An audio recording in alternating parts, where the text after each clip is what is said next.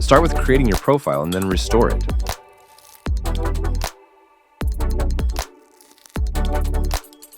Open the tabs and click on Create Profile.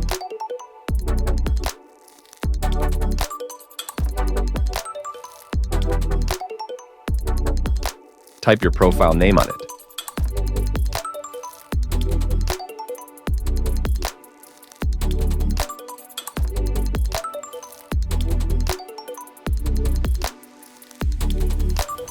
Now, to restore your profile, go to SmartWindows again.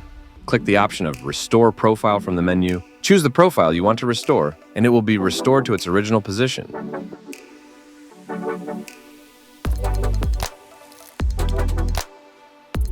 All the monitor settings will be restored, and you can resume your work from where you left.